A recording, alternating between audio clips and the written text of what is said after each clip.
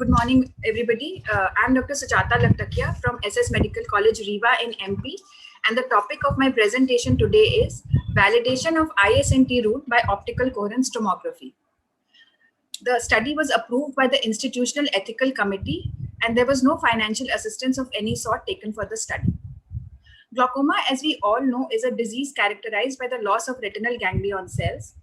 The axons of the retinal ganglion cells form the retinal nerve fiber layer, and it is the retinal nerve fiber layer which forms the neuroretinal rim as it exits the optic nerve. Thus, retinal ganglion cell loss is reflected in all these structures. In 1988, Jonas et al. Showed that the neuroretinal rim in normal individuals followed a typical configuration in terms of the thickness being broadest in the inferior quadrant and successively decreasing in the superior and nasal quadrants to be the thinnest in the temporal quadrant. This characteristic configuration was termed as the ISNT rule. Later on, a study showed that the RNFL thickness at the peripapillary border also followed the ISNT rule. So if we measure the peripapillary retinal nerve fiber layer thickness accurately by OCT, it would tell us if the number of nerve fibers in each quadrant affects the respective rim area. Hence, we undertook the present study with an aim to determine whether the retinal nerve fiber layer thickness in normal eyes follows the ISNT rule, and also to assess if variants of the ISNT rule could be applied to the same. This was a cross-sectional observational study carried out at the glaucoma clinic of a tertiary healthcare center. The study included 62 healthy individuals who were 18 years or more of age with the best corrected visual acuity of 20 by 40 or better and a refractive correction not exceeding plus minus 3 diopters. Subjects having any ocular or systemic condition that could affect RNFL thickness were excluded from the study, as also were those who had an OCT scan signal strength of less than 6.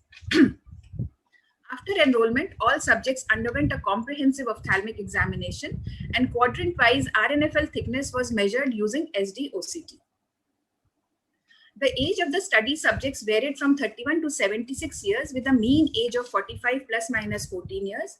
No gender predilection was observed in our study, with the male is to female ratio being 0.9:1. This table shows the mean values of the various study parameters. The mean RNFL thickness for the entire study cohort showed that the inferior quadrant was the thickest, measured at 131 microns, and the temporal quadrant was the least, being measured at 69.5 microns. Analyzing the validity of the ISNT rule and its variants, we found that only 58.06% of patients followed the ISNT rule. However, the percentage of subjects following the IST and the IS rules was more at 85% and 88% respectively. These are the OCT images of the retinal nerve fiber layer thickness. The image on the left-hand side, although not very good quality, but the image on the left-hand side shows the validation of the ISNT rule, whereas the image on the right-hand side shows violation of the ISNT rule. Now, in the present study, we observed that the ISNT rule for RNFL thickness was applicable in only 58% subjects.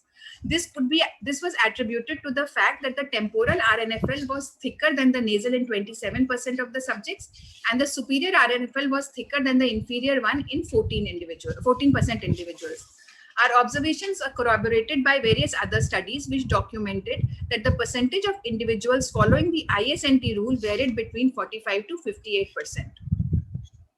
Since the ISNT rule was mainly violated because of thinner nasal RNFL, it would mean that exclusion of the nasal quadrant from this rule would increase its applicability.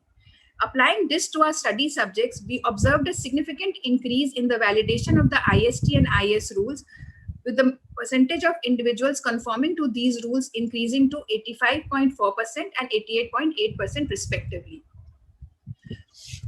Sorry. Various other studies various other studies have also reported better validation of the IST and IS rules as compared to the ISNT rules in their studies. However, the percentage of individuals following these rules is variable. So to conclude, the ISNT rule validation for RNFL thickness in normal subjects is lesser as compared to validation for IST and the IS rules in normal subjects. The carry home message from this study would be that a rule applicable to a gross population may not be valid for every person because of individual variations. So, like any other method of examination or investigation, the ISNT rule has also shown to have some fallacies. As such, the IST and IS rules must be used for evaluation of the optic nerve head. Thank you, sir.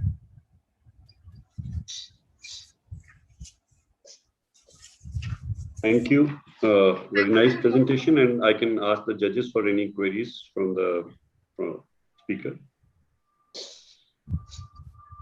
What have you done to take care of the tilt of the disc?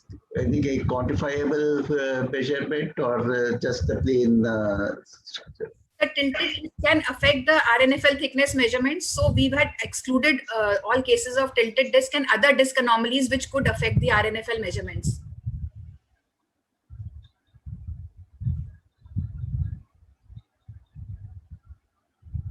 Dr. Sujata, well presented.